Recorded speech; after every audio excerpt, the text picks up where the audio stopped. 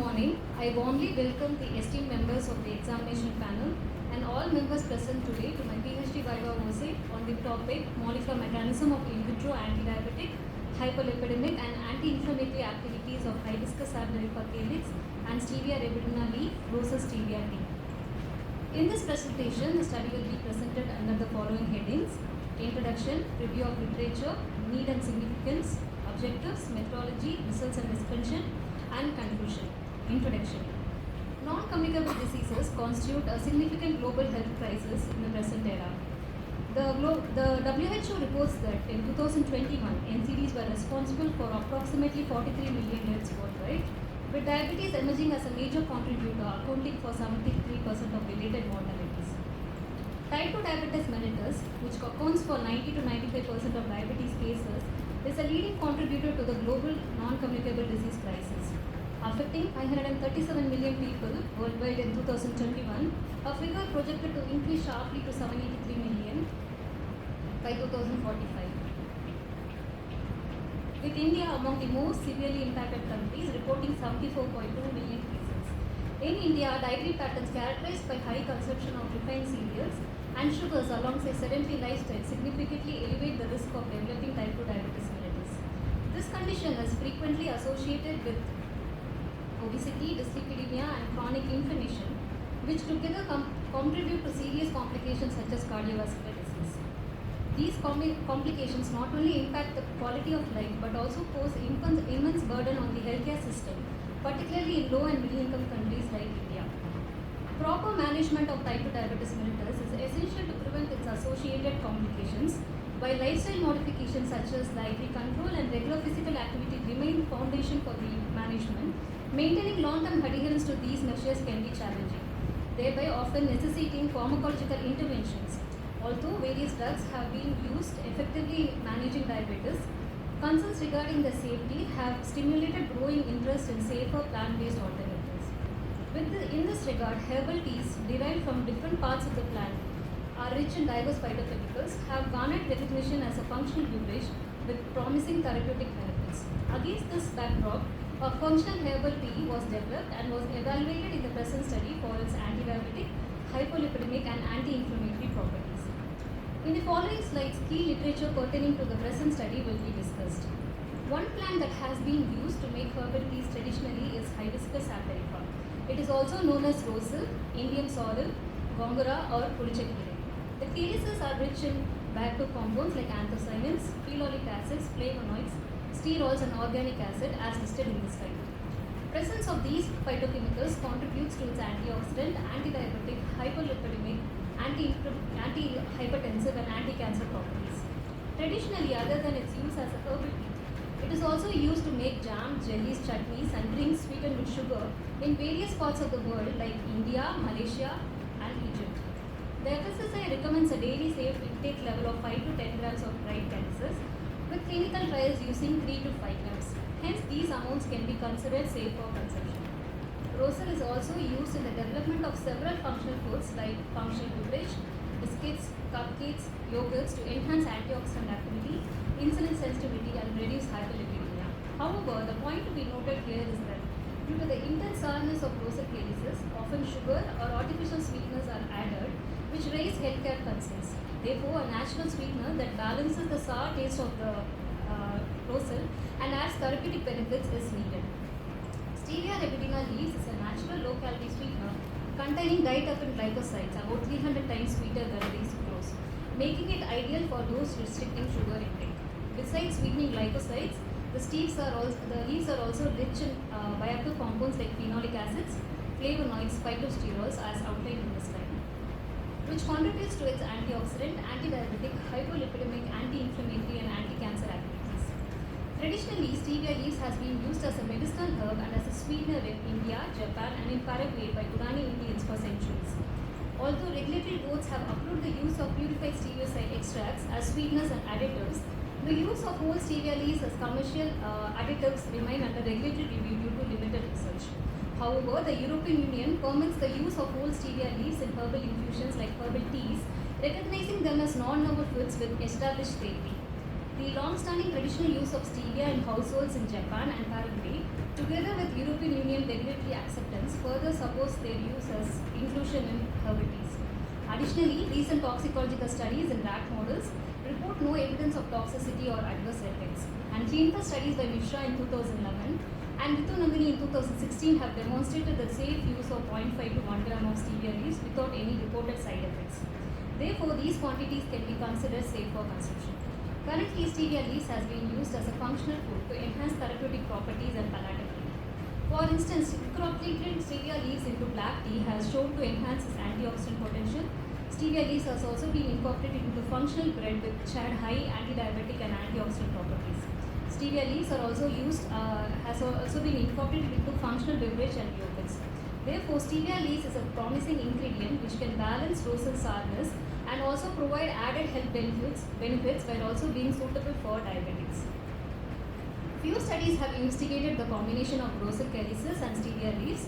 For instance, studies have found that combining rosal and stevia in beverages and pickle improve taste, nutritional value, and bioactive content. 2 clinical studies have been conducted with this combination. In the first study by Mayasiri et al. In 2018, rosal stevia tea containing 5 gram of rosal calyces and 125 mg of stevia sweetener was administered to pre-diabetic women, and the results showed significant reduction in both fasting and postprandial blood glucose levels. In the next study by Saraswati et al. In 2020, stevia in its whole leaf form was used in combination with rosal, and this was administered to diabetic subjects, and results showed reduced blood glucose levels. These studies highlight the suitability of this formulation, especially for diabetic individuals. This comprehensive review spanning from 2000 to 2024 demonstrates that both rosal and stevia possesses notable therapeutic properties and are individually acknowledged as functional ingredients. However, the utilization of whole stevia leaves as opposed to purified extracts remain limited, and the synergistic effects resulting from the combined application of rosal and stevia formulation have not been extensively investigated. Addressing these gaps in literature is essential to advancing the understanding of potential of rosal stevia formulation as a functional food, particularly for individuals with diabetes. These factors collectively establish the need for the present study. That is, the increasing burden of type 2 diabetes mellitus and its complication driven by chronic hyperglycemia, hyperlipidemia, and inflammation significantly reduce quality of life and increase healthcare cost. Although synthetic drugs manage these conditions effectively, their side effects and expense limit long-term use, highlighting the need for safer, affordable plant-based alternatives. Rosal calyces are traditionally used worldwide, including in India, for medicinal purposes and to make refreshing drinks, but their full potential remains underutilized. To reduce the strong tartness of sugar is commonly added, which limits the use for diabetics and those managing weight. Artificial sweeteners like sucralose have been used, but safety concerns regarding their use highlights the need for a natural alternative. Stevia leaves has been utilized by centuries by Gurani Indians as a sweetener and as a medicinal herb, offering promising therapeutic value when combined with rosal. Unlike the purified stevia side extracts, whole stevia leaves contains diverse phytochemicals, providing a broader therapeutic effect. This combination will balance rosal sourness and enhance the health benefits due to the synergistic effect of the diverse phytochemicals. Therefore, rosal stevia tea made by combining rosal calyces and stevia leaves could provide therapeutic benefits and can also be used by diabetics and Weight Watchers. The forementioned factors emphasize the significance of this study. Rosal stevia tea could benefit in the following ways. Rosal stevia tea could be a natural, plant-based, refreshing and nourishing functional drink with no added sugars, artificial sweeteners and preservatives that could be an ideal replacement for sugar-loaded carbonated beverages which contain toxic additives such as synthetic colors, flavors and preservatives. Rosal calyces and stevia leaves used in the preparation of the tea would be a source of several bioactive compounds like phenols, flavonoids, anthocyanins, terpenoids, steroids and glycosides that are known to possess antioxidant, anti-diabetic, hypolipidemic and anti-inflammatory properties. Thus, rosal stevia tea could have the potential to prevent the onset of these conditions. Drugs have been used in the management of hyperglycemia, hyperlipidemia and inflammation. Besides being expensive, such drugs are known to cause adverse side effects. Since rosal calyces and stevia leaves are a storehouse of phytochemicals with therapeutic properties, they can have the potential to serve as a natural and safe plant-based adjuvant intervention in the management of diabetes and its associated conditions. Exploring the molecular mechanism behind the antidiabetic, hypolipidemic and anti-inflammatory activities of rosal stevia tea will help in arriving specific target-based solutions for the management of these conditions. In vitro investigations are a preliminary step to in vivo research, and there are essential elements in understanding the mechanisms involved in exhibiting the therapeutic properties of food. In this study, in vitro cell line models coupled with in silico analysis could help ascertain the mechanism of bioactive compounds in rosal stevia tea in exhibiting antidiabetic, hypolipidemic and anti-inflammatory properties. So the aim of this study is to assess the in vitro antidiabetic, hypolipidemic and anti-inflammatory potential of rosal stevia tea.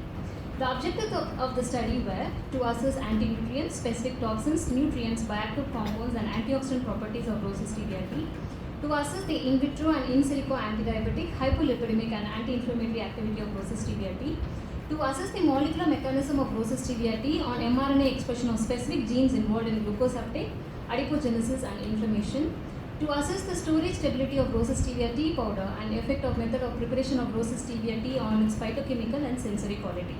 Methodology. This section provides a detailed description of the methodology adopted in the present study. The study adopted an experimental research design, evaluation of antioxidant, antidiabetic, hypolipidemic and anti-inflammatory activities of the rosal stevia tea was conducted using in vitro assays including calorimetric, spectrophotometric, RT-qPCR analysis with cell line models along with in silico molecular docking methods. Prior to commencement, ethical clearance was obtained from the Independent Ethics Committee of Women's Christian College, Chennai. Moving on to the phases of the study. Based on the objectives, the study was divided into 4 phases. All the analyses were carried out in laboratory certified by NABL and ISO. Each phase of the study will be described in detail next. In phase 1, the evaluation of anti-nutrients, specific toxins, nutrients, bioactive compounds and antioxidant capacity of rosal stevia tea was conducted. The following activities were carried out. Beginning with activity 1, which involved the preparation of rosal stevia tea using the following steps. Fresh rosal calyces was sourced from a farm in Gadag, Karnataka, and stevia leaves were obtained from Siyanch, Madhya Pradesh. Rosal calyces and stevia leaves were then identified and authenticated at Plant Anatomy Research Center in Chennai. Next, rosal calyces and stevia leaves were thoroughly washed, shade dried and finely ground using an electric blender under hygienic conditions. Following this, the best combination of rosal calyces to stevia leaves was selected based on a pilot study. In the pilot study, 18 combination of rosal stevia tea were prepared by blending 3, 4 and 5 gram of calyces to 0.5 and 1 gram of stevia leaves, steeped for a duration of 3, 4 and 5 minutes at 100 degrees Celsius. These combinations were evaluated for sensory characteristics such as taste, smell and appearance by 6 panelists to select the best combination. The selected quantities of rosal calyces, that is 3 to 5 gram, were based on the safe consumption limits established by FSSAI, while the amount of stevia leaves, that is 0.5 to 1 gram, were determined according to the previous studies by Mishra in 2011 and Ritunandani in 2016, which reported no allergic reactions when these amounts were consumed. Each combination was steeped in 200 ml of water at 100 degrees Celsius and was subjected to sensory analysis. The research showed that the combination containing 4 gram of rosal calyces and 0.5 gram of stevia leaves steeped in 200 ml of water at 100 degrees for 5 minutes had best sensory quality. Therefore, this was selected for subsequent analysis in the study. Rosal stevia tea powder containing 4 gram of the calyces and 0.5 gram of stevia leaves will be denoted as RSTP, and rosal stevia tea prepared by steeping 4.5 gram of the rosal stevia tea powder will be denoted as RST.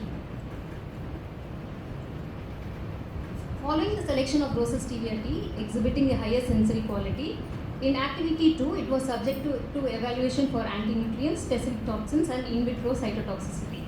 Anti-nutrients such as phytates, oxalate, tannins and saponins were quantified in the powder.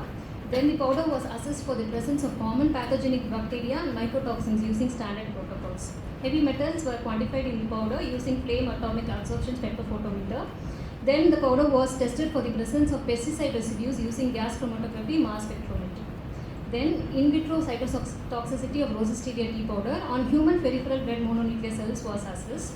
The potential effect of drugs or bioactive compounds or functional foods on human peripheral blood nuclear cells serve as an important in vitro model for assessing immunotoxicity of them.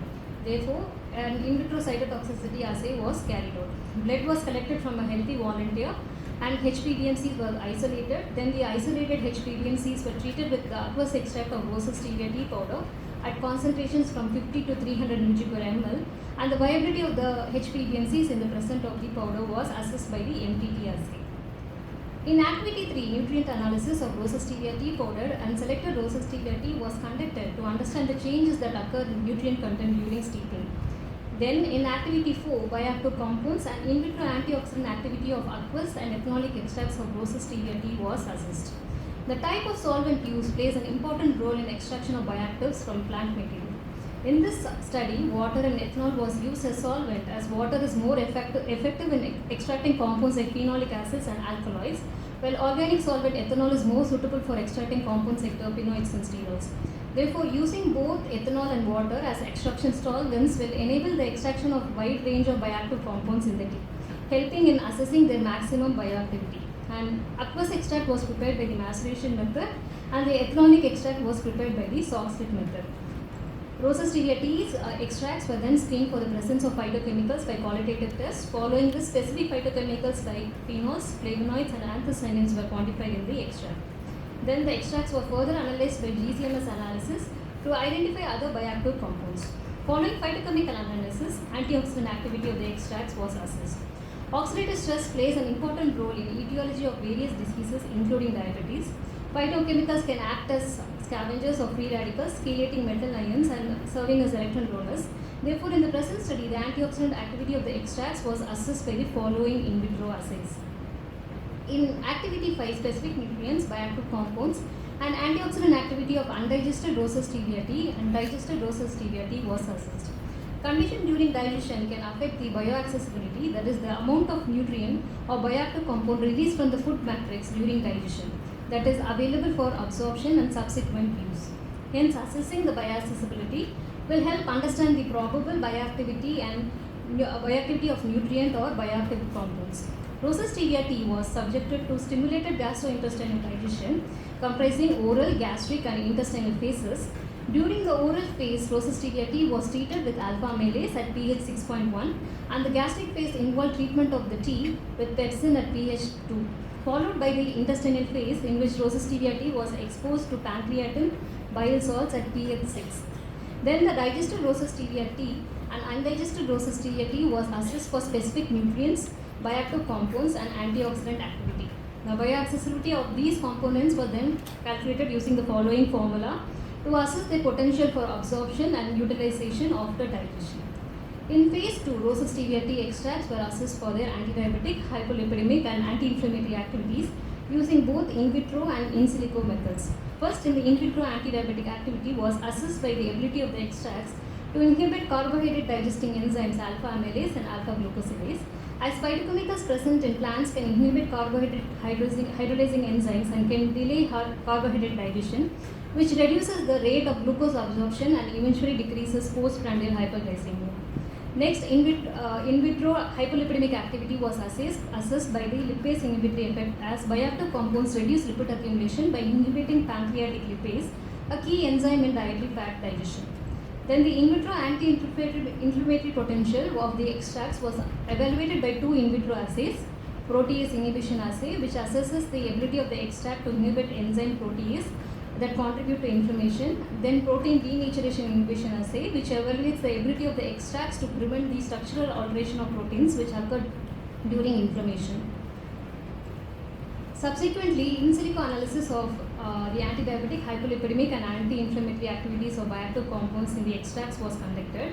The interaction between bioactive compounds and the enzymes can be analyzed by in silico analysis using molecular docking approach. Molecular docking is a computer-based method used to predict how small molecules like the bioactive compounds fits and binds to large molecules like the enzymes to inhibit or regulate them. Therefore, to understand if the enzyme inhibitory activity of the extracts were due to the bioactives present in them, in silico docking studies were carried out. Bioactive compounds identified by the GCMS analysis was assessed. The structures of the bioactive compounds were prepared and optimized for docking with enzymes using different softwares. Target enzyme structures of alpha amylase, alpha glucosidase, lipase and protease were retrieved from protein database, and non-essential molecules such as cofactors and water were removed, and the docking area was defined by identifying the active site. Then the binding energy of the bioactive compounds with the target enzymes was calculated using AutoDock Winox software, Then 5 bioactive compounds with the best binding energy scores, that is low binding energy scores, which produces high affinity to the enzymes, were selected and were docked.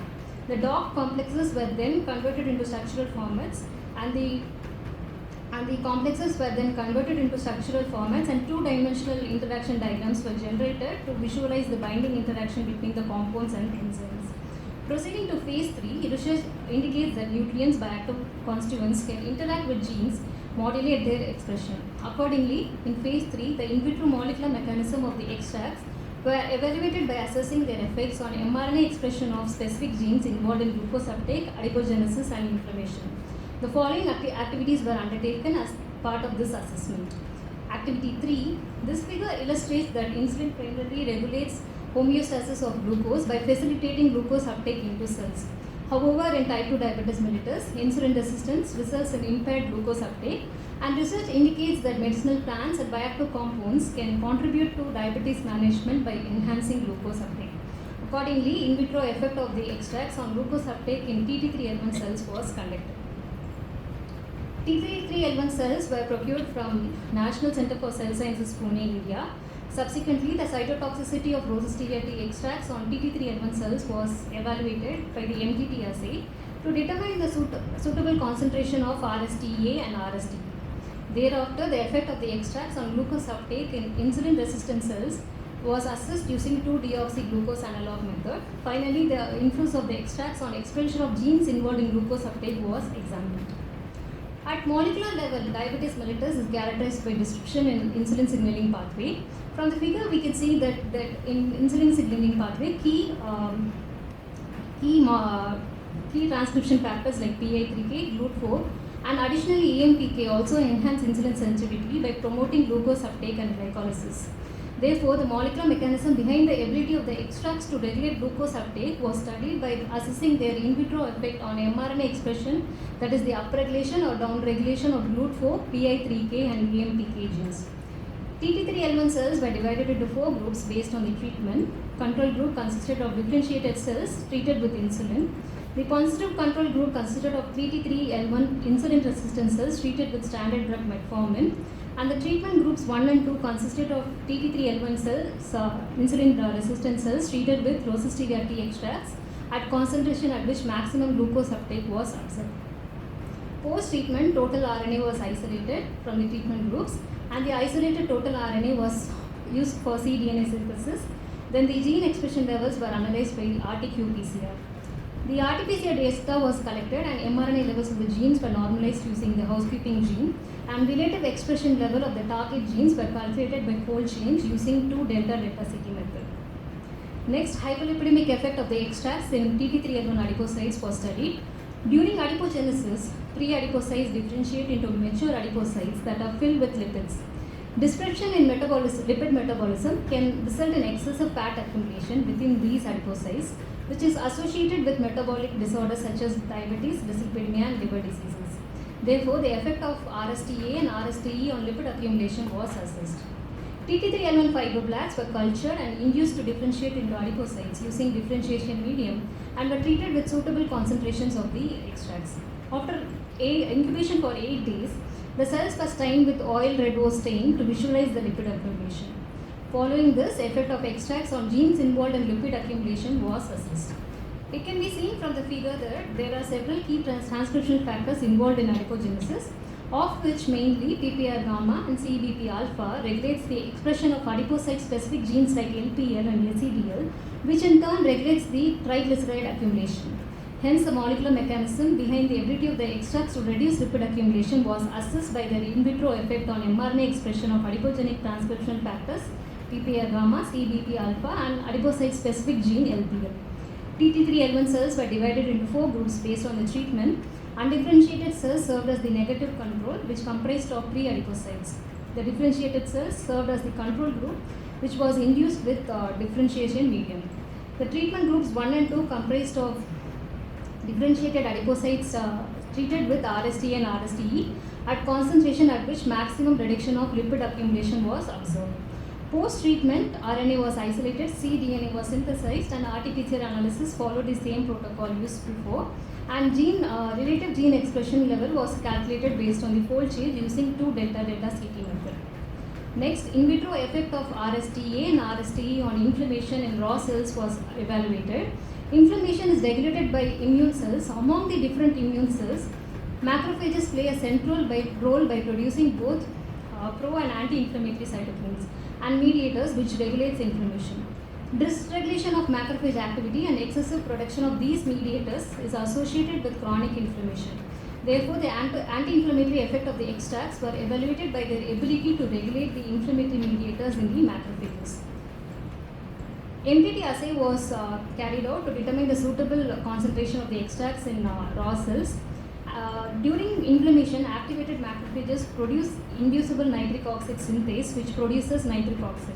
While nitric oxide plays important physiological roles, excessive production is associated with onset of inflammatory disorders. Therefore, the effect of the extracts on reducing nitric oxide production was assessed. Raw cells were incubated with LPS, lipopolysaccharide, to trigger inflammation, and they were treated with suitable concentrations of the extracts, and their ability to suppress the production of excess nitric oxide production was assessed. Following this, the effect of the extracts on genes involved in inflammation was assessed. It can be seen from the figure that during normal physiological state, there is a balance of pro and anti-inflammatory cytokine.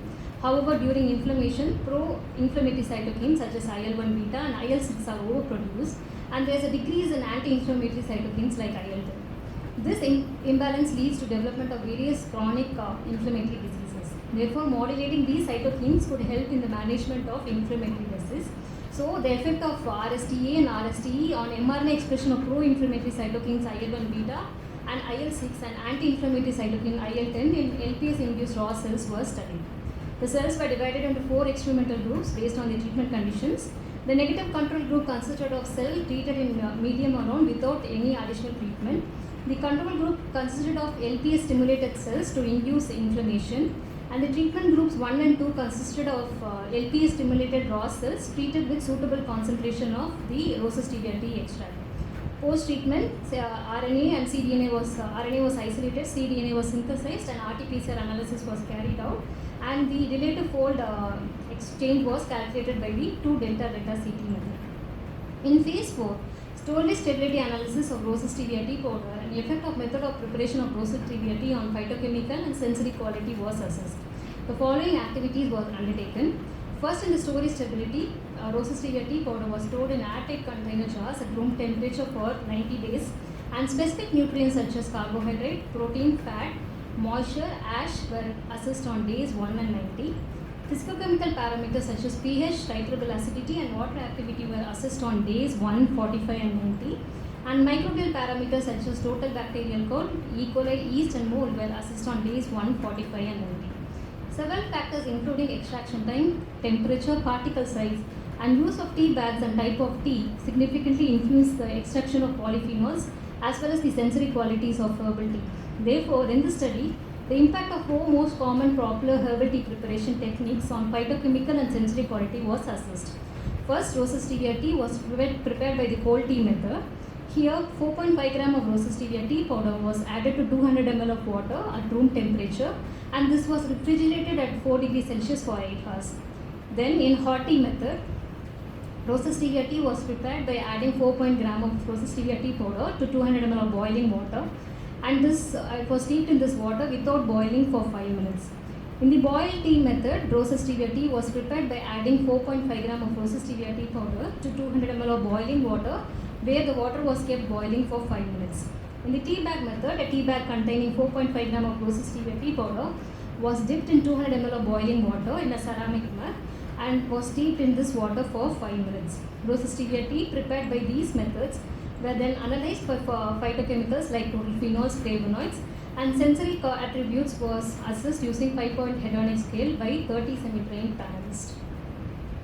The results of each phase of the study were analyzed using appropriate statistical tests with the help of SPSS software, and results are expressed as mean plus standard deviation of replicates. Statistical significance was accepted at the level p less than or equal to 0.05. In phase 1, independent sample t test was used to compare between the nutrient content of Rosas stevia tea powder and rose stevia tea, and one-way ANOVA followed by Tukey's multiple comparison test was used to compare between the phytochemical and antioxidant activity of rose stevia tea extracts. In phase 2 and 3, independent sample tea test, one-way ANOVA followed by Tukey's multiple comparison test was used to compare the antidiabetic, hypolipidemic and anti-inflammatory activities of rose stevia tea extracts. Additionally, in phase 3, Origin software were used for graphical representation of the results. In phase 4, paired sample t test, repeated measures ANOVA, independent sample t test, one-way ANOVA followed by Tukey's multiple comparison test was used to compare the components of storage stability analysis and the effect of method of preparation on tea.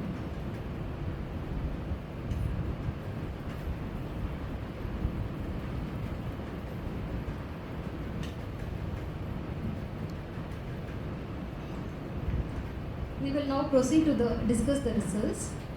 In phase 1, selected combination of rose stevia tea powder was assessed for the presence of artificial factors and specific toxins to ensure the safety for consumption. Anti-nutrients such as phytates, oxalates and tannins were present well within the permissible levels or recommended daily limits of intake, whereas saponins were not detected in the powder. While tannin are considered as an anti-nutrient due to its ability to reduce nutrient bioavailability, it also exhibits therapeutic properties like antioxidant, cardioprotective and anti-inflammatory effects, suggesting its presence may contribute to the therapeutic value of rose stevia tea. Regarding specific toxins, microbial toxins were absent in the powder, while mycotoxins, heavy metals and pesticide residues were below the limits of quantification. The in vitro viability of HPBNCs in the presence of aqueous extract of rose stevia tea powder was assessed by the MTT assay. At 200 mg per ml, the cell viability was 83%, which is classified as non-cytotoxic. At 300 mg per ml, the cell viability decreased to 53%, indicating mild toxicity. These findings suggest that rose stevia tea powder exhibits minimal toxicity to normal human cells even at high concentration. These results indicate that rose stevia tea is safe for consumption. The nutrient analysis showed that 4.5 gram of rose stevia tea powder contained notable amounts of carbohydrate, protein, fat and several essential minerals and vitamins which were not detected in the tea. It is noted that minerals like potassium and sodium, which are classified as highly extractable, were found in higher amounts in the tea while others showed lower extractability. Vitamin C was detected in rose stevia tea, however, rose stevia tea powder had significantly higher amounts, maybe due to the thermal degradation of vitamin C during steeping. Though rose stevia tea had lower amounts of most of the nutrients, some nutrients like sodium, potassium, iron, calcium, vitamin C were present in considerable amounts in the tea form. Results of qualitative tests show that phytochemicals like phenols, flavonoids, anthocyanins, tannins, terpenoids, steroids, glycosides, quinones and coumarins were present in both the extracts. All these phytochemicals identified in the extracts are known to have a wide array of pharmacological benefits and may be indicative of its therapeutic potential. Next, looking into the qualitative analysis, the aqueous extract of the extract of the tea had significantly higher total phenol, flavonoid and monomeric anthocyanin content compared to the ethanolic extract. Although ethanol is typically considered as a more effective solvent for extracting polyphenols, their low values in the ethanolic extract may be due to degradation of heat-sensitive compounds during soft-set extraction. Coming to the GCMS analysis, the GCMS chromatograms of RSTE and RSTE recognize 37 and 31 phytochemicals with the help of NIST library. 4 compounds, hydroxymethyl furfuryl, doconicanol, hexadeconic acid, methyl ester, and 13 docosahexaamide Z were present in both the extracts. Following tables show the compilation of the pharmacological activities of some of the bioactive compounds found in the extracts. Compounds like 2,5-furan dicarboxyaldehyde, 1,H-pyrrosol exhibit antidiabetic, hypolipidemic and anti-inflammatory activity. It is evident from these tables that most of these compounds identified in the extracts were furans or fatty acid derivatives, and studies show that these group of compounds exhibit antioxidant, antidiabetic, anti-inflammatory, antimicrobial and anti-cancer activities. Thus, the presence of these bioactive compounds in the extracts could also contribute to its therapeutic potential. The antioxidant activity of the extracts was assessed by the following antioxidant assays.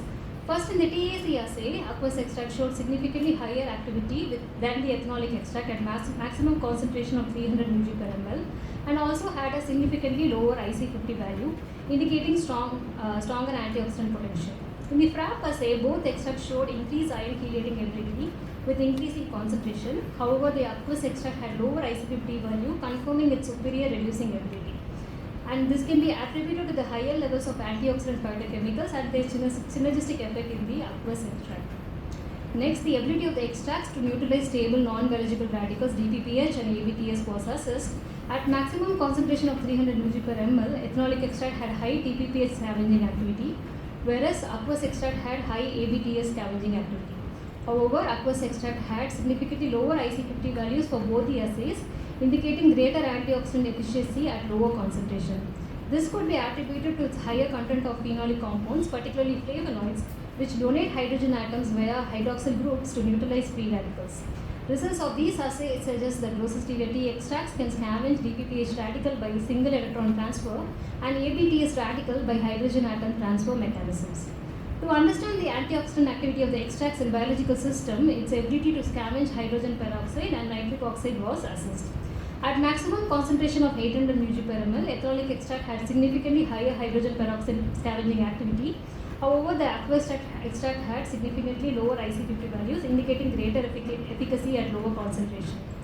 The ability of the plant extracts to scavenge hydrogen peroxide can be attributed to the phenolic groups in the extracts that could donate electrons to hydrogen peroxide to neutralize it into water. For nitric oxide scavenging assay, ethanolic extract had lower IC50 value than the aqueous extract, though the difference was not statistically significant, suggesting that extracts were similarly effective. The nitric oxide scavenging potential of the extracts may be attributed to the presence of phytochemicals like flavonoids, as they act as nitric oxide scavengers by competing with oxygen to reduce the formation of nitrate compounds. The results of in vitro digestion of rose stevia tea showed that there was a significant decrease in iron, calcium, total phenol, total flavonoid content of the digested tea. The vitamin C content of the digested rose stevia tea was significantly high compared to the undigested rose stevia tea. The IC50 values of DPPH and FRAP assays were significantly high in the digested sample, indicating that the antioxidant activity decreased after in vitro digestion. Following this, the in vitro bioaccessibility was calculated, and the results showed that in vitro digestion significantly increased the bioaccessibility of vitamin C and decreased the bioaccessibility of calcium, iron, total phenols, and total flavonoids in the extract. Proceeding to the next phase, in vitro alpha amylase and alpha glucosidase inhibitory potential of the extracts was assessed. The extracts exhibited a dose-dependent inhibition of alpha amylase and alpha glucosidase, with ethanolic extracts showing significantly higher inhibitory activity and lower IC50 values. These results suggest that rose stevia tea has the ability to manage postprandial hyperglycemia and may be attributed to the presence of dietary polyphenols like phenolic acids and flavonoids, which have reported to delay starch digestion and decrease postprandial hyperglycemia by inhibiting alpha amylase and alpha glucosidase. The superior inhibition by the ethanolic extract may be due to the additional bioactive compounds like A-neurina-312-diene identified through GCM analysis, which had been reported to inhibit these enzymes. Therefore, the results highlight the synergistic potential of rose and stevia in inhibiting carbohydrate digesting enzymes, supporting the use of rose stevia tea as a functional plant-based food intervention for postprandial glucose control. Next, in vitro hypolipidemic activity of the extracts was evaluated. The ethanolic extract exhibited maximum concentration at 100 mg per ml and also exhibited low IC50 value, indicating greater lipase inhibiting activity. Although both extracts contain high levels of phenols, flavonoids, and anthocyanins, the ethanolic extract superior activity may be attributed to additional bioactive compounds like hexadeconic acid methyl ester identified by the GCMS analysis. Overall, the results suggest that rose stevia tea holds potential as a natural hypolipidemic agent, likely due to the synergistic action of its bioactive compounds. Then, in vitro anti-inflammatory potential of the extracts was assessed by the ability to inhibit protease activity and protein denaturation. Aqueous extract showed significantly stronger activity with lower IC50 values for both assays. The anti-inflammatory activity of aqueous extract may be attributed to its higher phenolic content, particularly flavonoids, which are known as protease inhibitors, and the extract's ability to inhibit protein denaturation could be attributed to their phenolic compounds, which stabilize cell membranes and prevent cell lysis through free radical strategy. Collectively, these results indicate that rose stevia tea exhibits strong in vitro anti-inflammatory potential and may serve as a natural anti-inflammatory agent. After in vitro analysis, in silico docking studies was performed to evaluate how bioactive compounds identified through GCMS analysis interact with the target enzymes alpha amylase, alpha glucosidase, lipase, and protease. A summary of docking scores and molecular visualization for 5 of the selected compounds with high binding affinity is presented in the following slides. First, the bioactive compounds were docked with alpha amylase. The binding energy scores range from minus 6.5 to minus 1.7 kcal per mole for compounds in the aqueous extract. 3 of the selected bioactive compounds showed hydrogen bonding with various amino acid residues of alpha amylase. Toluic acid derivative, pyroxalamine derivative showed 2 hydrogen bonding each. In the ethanolic extract, the binding scores range from minus 7.8 to minus 3.5 kcal per mole, and 2 bioactive compounds showed hydrogen bonding with amino acid residues of alpha amylase. Hydrogen bonding between the bioactive compounds and the enzymes, amino acid residue, enhances complex stability and the binding affinity, leading to stronger inhibitory activity. Therefore, the observed hydrogen bonding interaction could have contributed to the in vitro alpha amylase inhibition by the extracts. Bioactive compounds were next docked with alpha glucosidase. The binding energy scores of bioactive compounds in the aqueous extract range from minus 6.9 to minus 3.1 kcal per mole, and 2 bioactive compounds, pentanoic acid ester and pyrosol derivative, exhibited hydrogen bonding with the amino acid residues of the enzyme. In RSTE, the binding scores range from minus 7.1 to minus 3 kcal per mole, and 1 compound showed hydrogen bonding. However, the binding energy scores of compounds in the ethanolic extracts were low compared to the aqueous extract, indicating they had stronger binding ability. The bioactive compounds in the extracts were next docked with enzyme lipase. The binding energy scores of bioactive compounds in the aqueous extract with enzyme lipase ranged from minus 8.7 to minus 7.3 kcal per mole. Among the 5 selected bioactive compounds, 4 exhibited hydrogen bonding interaction with lipase. In RSTE, the binding energy scores range from minus 9.8 to minus 8.1 kcal per mole, and 3 compounds from the ethanolic extract showed hydrogen bonding. The bioactives in the extracts had high negative values, that is very low binding energy scores, and exhibited multiple hydrogen bonds, indicating these compounds have strong inhibitory activity. Next, bioactive compounds were docked with protease and protease furin. Binding scores of the bioactive compounds range from minus 7.6 to minus 6.6 kcal per mole, and 4 compounds in the aqueous extract showed hydrogen bonding with the amino acid residues of furin. The binding energy scores range from minus 8.4 to minus 6.6 kcal per mole for compounds in the ethanolic extract, and the common compound in both extract, 2,5-furan dicarboxyaldehyde, showed 4 hydrogen bonds with amino acid residues of the enzyme. Additionally, one more compound, pentanoic acid ester, in the ethanolic extract exhibited 1 hydrogen bonding. These observations suggest that the aqueous extract bioactive compounds form more hydrogen bonds with the protease energy enzyme and than those in the ethanolic extract, indicating stronger interaction and potentially stronger inhibitory activity.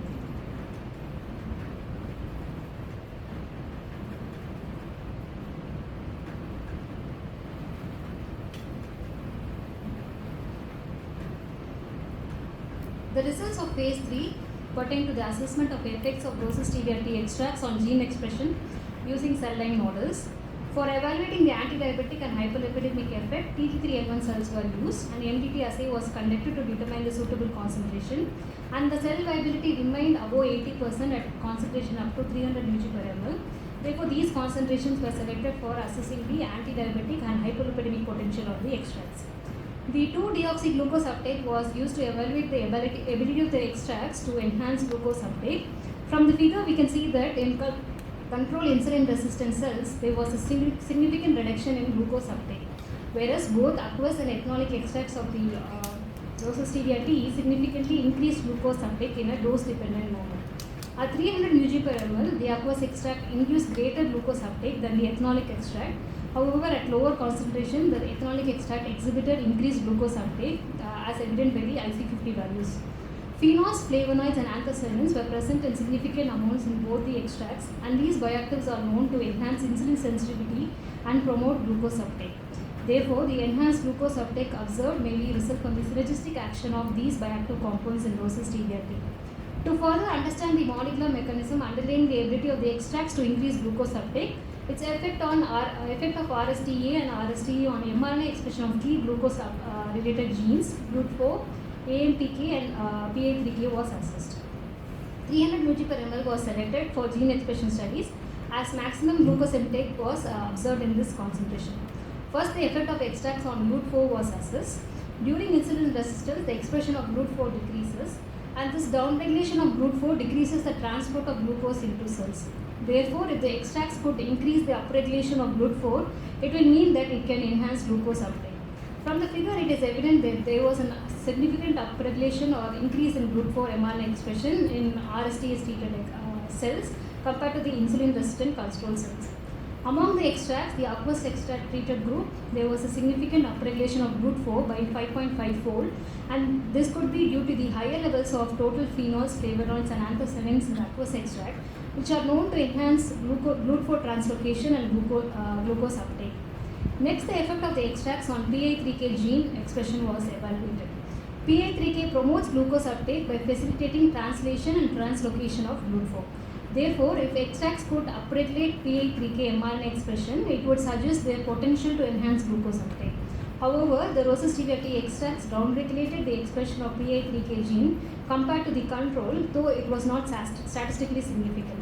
This suggests that the ability of the extracts to increase glucose uptake is not linked to the upregulation of PI3K gene, but could be due to other transcription factors. As studies have shown that beyond the PI3K pathway, transcription factors like AMPK, SP1 and CBP also regulate GLUT4 expression to enhance glucose uptake. Similar results have been reported in another study by Chai et al. In 2011 that beta-sitosterol increased glucose uptake despite downregulating PI3K. Therefore, the effect of extracts on AMPK gene was also assessed.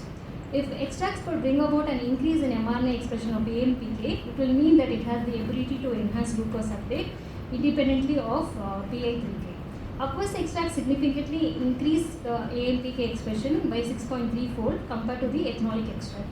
As AMPK promotes glucose uptake independently of insulin by stimulating GLUT4 translocation to plasma membrane, enhancing GLUT4 plasma membrane and enhancing GLUT4 transcription.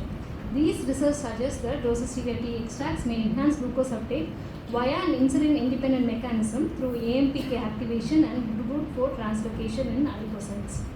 Next, in activity 2, in vitro effect of the extracts on lipid accumulation in T311 cells and mRNA expression of related genes was assessed.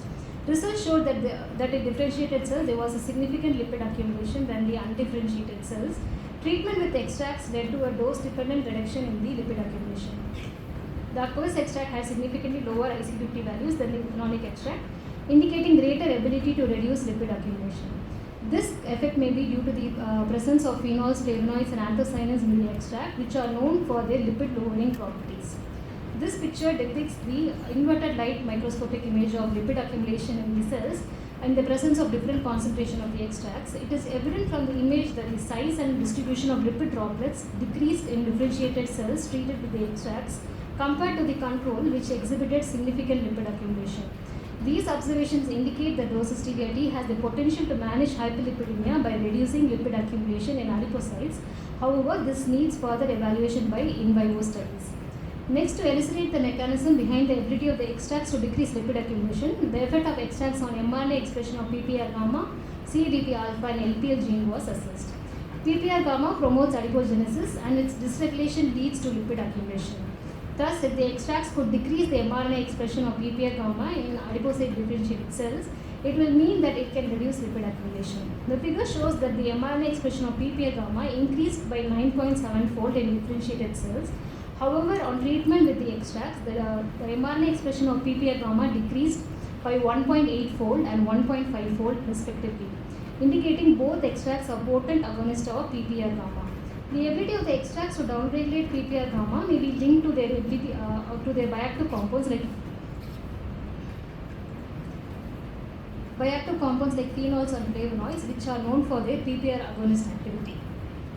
Next, the effect of extracts on CDP alpha was assessed. CDP alpha promotes adipogenesis by regulating adiponectin gene transcription and facilitates lipogenesis, leading to fatty acid and triglyceride accumulation. Therefore, if the extracts can downregulate CDP alpha, it will mean that it can reduce the lipid accumulation. In differentiated cells, there was a 2.1-fold and 3.4-fold decrease in CDP alpha gene expression in cells treated with RSTE and RSTE. It can be noted that the Rosas-stevia tea extracts were more potent against PPR gamma compared to CDP alpha, indicating that the ability of the extracts to decrease lipid accumulation could be PPR gamma dependent. Then the effect of the extracts on LPL gene was evaluated. LPL gene encodes for lipoprotein lipase enzyme, and impaired LPL activity leads to accumulation of chylomicrones and VLDL, causing hypertriglyceridemia. In differentiated cells treated with RSTA and RSTE, mRNA expression of LPL gene decreased by 1.7-fold and 1.9-fold, indicating that rosacea T extracts could reduce lipid accumulation in differentiated cells. Phenolic compounds present in rosacea T extracts could have contributed to the ability to downregulate LPL gene expression. These findings suggest that rosacea T's hypolipidic effect may result from its ability to reduce lipid accumulation in adipocytes by modulating PPL gamma, CBP alpha, and LPL gene expression. In activity 3, effect of extracts on LPS-induced raw macrophages was evaluated. First, to determine the suitable concentration of the extracts, an MTT assay was carried out, and up to concentrations up to 400 mg per ml, the cell viability was above 50%. Therefore, these concentration was selected for further analysis. To evaluate the anti-inflammatory activity, LPS-induced raw cells were treated with 100, 200, 300 and 400 mg/ml of the extracts, and the ability of the extracts to reduce excessive nitric oxide production was first assessed. There was a significant increase in nitric oxide production in raw cells induced with LPS compared to the untreated cells. However, on treatment with different concentration of RSTA and RSTE, there was a dose-dependent decrease in nitric oxide production.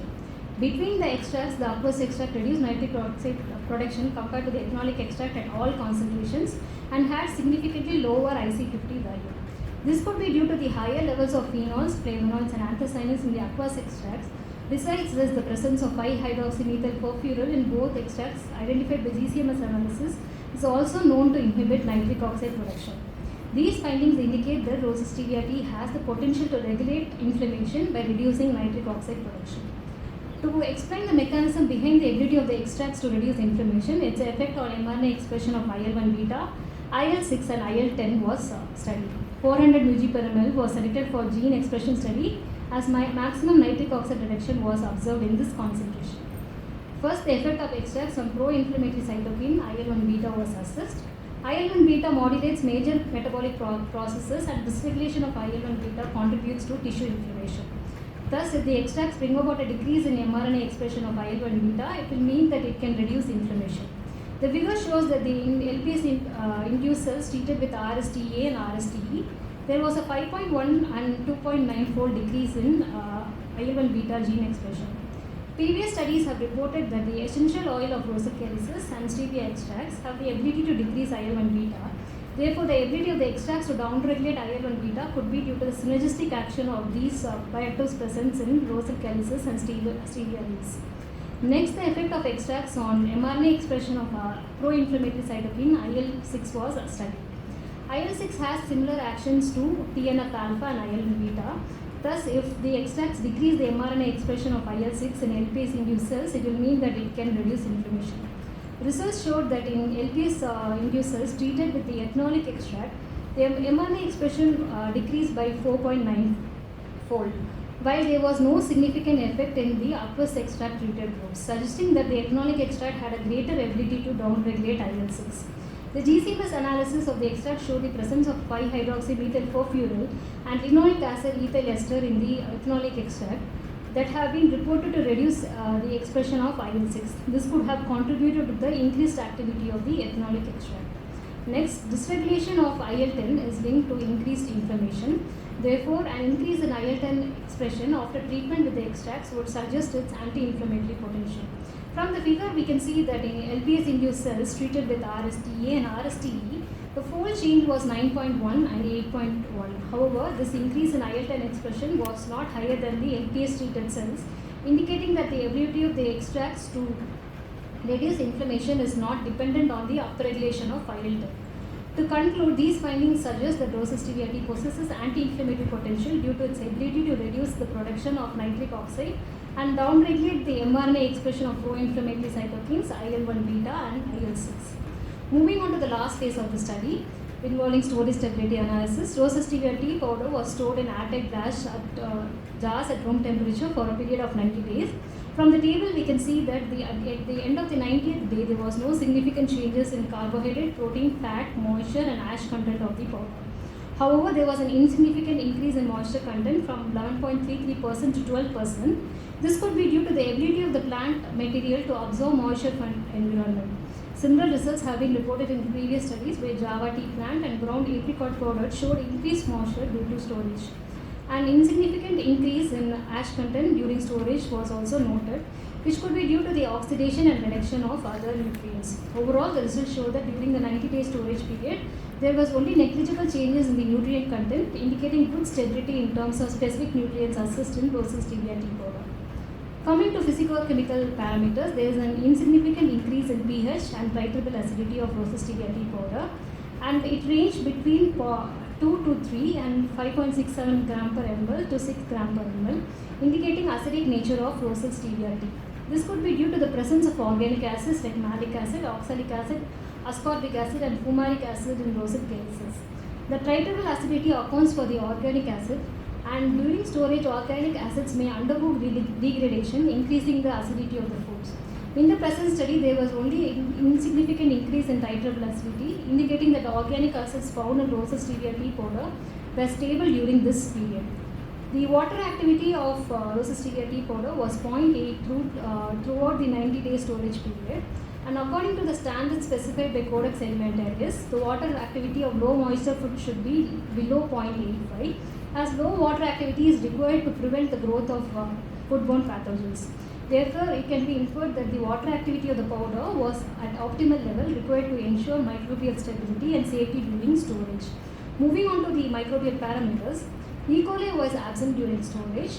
Yeast and mold were found to be less than 10 CFU per gram throughout storage, which is well within the permissible limits of less than 10 to the power 4 per gram specified by WHO for herbal tea powders. The total bacterial count showed a gradual and a statistically significant increase across the 90-day storage period. However, this was within the permitted levels of less than 10 to the power 5 per gram for aerobic bacteria, specified by WHO for herbal teas. These observations indicate the microbial stability of the roasted stevia tea powder during the 90-day storage period, the acidic pH, low water activity, and presence of bioactive compounds with antimicrobial properties such as benzoic acid, methyl ester, nimrazole, hexadecanoic acid, and 8-leonina-3-diene in the extract in the roasted stevia tea could have contributed to the microbial stability of roasted stevia tea powder. These observations point out that roasted stevia tea powder had good keeping quality for a period of 90 days when stored in airtight glass jars at room temperature. Next, the effect of cold tea, boiled tea, and hot tea bag methods on total phenol, flavonoid, and of roasted stevia tea was assessed. It can be seen that the total phenol and flavonoid content was strongly influenced by the method of preparation. It was noted that the hot tea and boiled tea had significantly higher total phenolic content, and the total flavonoid content was significantly high in the boiled tea. This may be due to the effective extraction of bioactive compounds in hot water compared to the cold water, as studies have reported that hot steeping enhances the release of bioactive compounds like catechins and gallic acid. Therefore, roasted stevia tea prepared by hot and boiling tea method could be the best method of preparation for roasted stevia tea for good extraction of phytochemicals, as maximum phenols and flavonoids was observed in this preparation. Moving on to the sensory analysis. The cold tea and hot tea preparation received similar sensory scores in the sensory analysis. Cold tea scored high for smell, taste, aftertaste, and overall acceptability, while hot tea scored best for color. And they were followed by tea bag, boiled tea, and commercial lemon tea, which scored low on all attributes compared to the roasted stevia tea preparations. Panelists mostly describe cold and hot tea as a visually attractive with a distinctive red color, featuring a pleasant, sweet, mildly sour flavor accompanied by a very brief and pleasant aftertaste with subtle floral smell. Results of this sensory analysis indicate that the sensory quality of roasted stevia tea prepared by cold tea and hot tea methods were more acceptable compared to other methods. The lower acceptance of boiled tea could be due to the prolonged boiling, which increased the sour taste of the tea. Overall, the boiled tea had high phenol and flavonoid content, but was less acceptable due to the release of astringent polyphenolic compounds.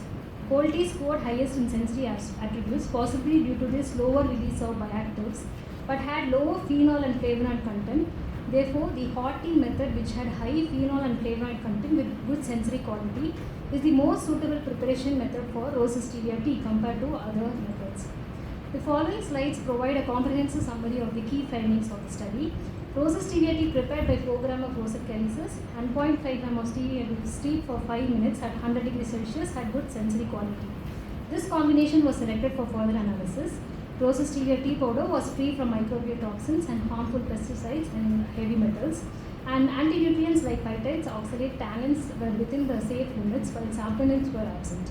Rose stevia tea powder had high amounts of nutrients like carbohydrate, protein, fat, and minerals and vitamins, while rose stevia tea had considerable amounts of vitamin C, iron, calcium, sodium, and potassium. The phytochemical analysis showed that rose stevia contained beneficial phytochemicals such as phenols, flavonoids, and anthocyanins, with aqueous extract showing significantly higher levels of phytochemicals compared to the ethanolic extract. In the antioxidant activity, the aqueous extract demonstrated significantly stronger antioxidant activity than the ethanolic extract. This could be due to the presence of higher content of phenol, flavonoid, and anthocyanins in the aqueous extract. Following in vitro digestion, the bioaccessibility of vitamin C exhibited a significant increase, indicating enhanced release under gastrointestinal conditions. While antioxidant activity, total phenol and flavonoid content showed marked reduction post-digestion. Rose stevia tea was assessed by in vitro and in silico methods for its anti-diabetic, hypolipidemic, and anti-inflammatory activities.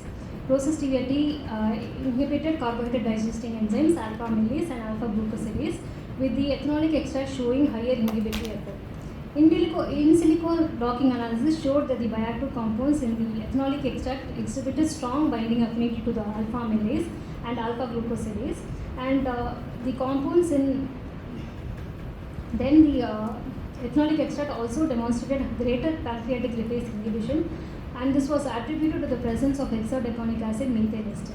Additionally, in silico analysis showed that 4-ethyl benzoic acid ester, fumaric acid ester, and pentanoic acid ester in RSTE possessed a very strong potential to bind to the lipase to inhibit it. Rose stevia tea exhibited anti-inflammatory potential by inhibiting protease activity and protein denaturation. In silico analysis showed that benzofuran 4-nitro-1-oxide and 2,5-furan carboxylate in the aqueous extract exhibited more hydrogen bonds with the amino acid residues of protease furan compared to those in the ethanolic extract.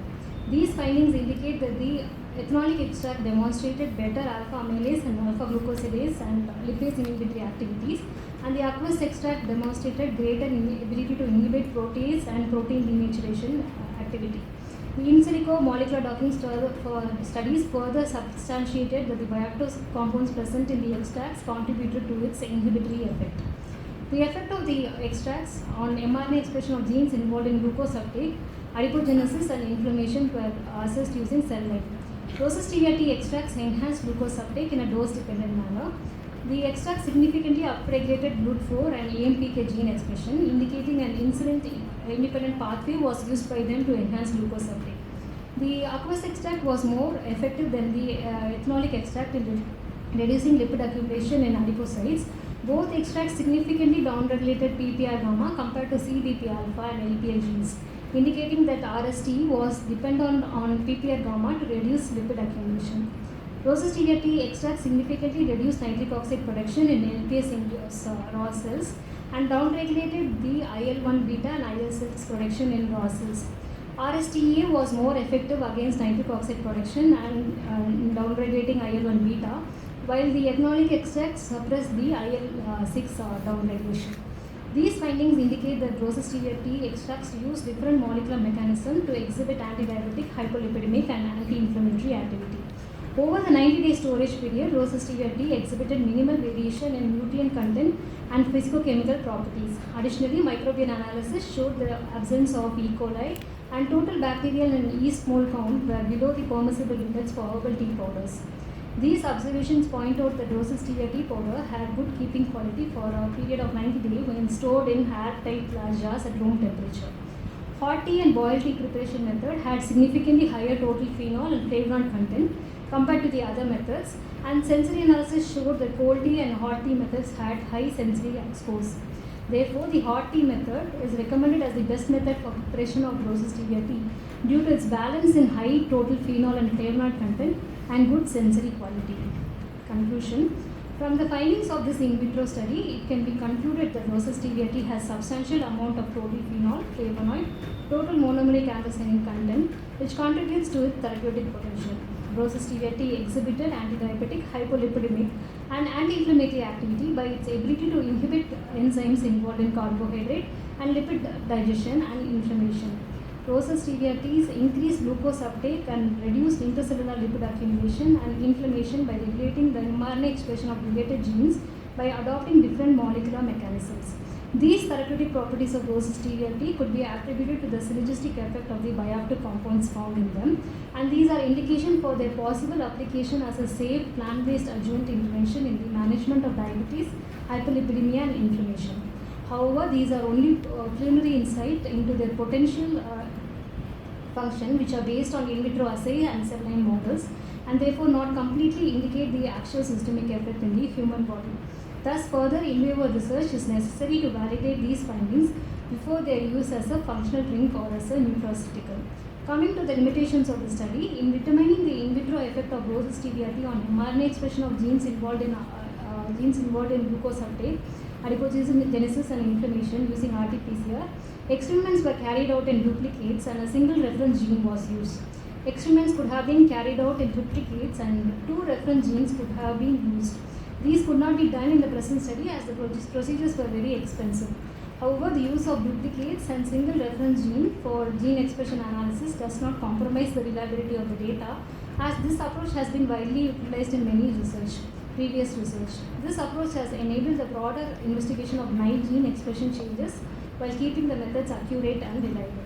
Recommendation for future research: since rose stevia tea showed the presence of anthocyanins, fatty acids, and volatile compounds which are known to possess antidiabetic, hypolipidemic, and anti-inflammatory properties, these may be quantified and assessed for bioaccessibility and bioavailability.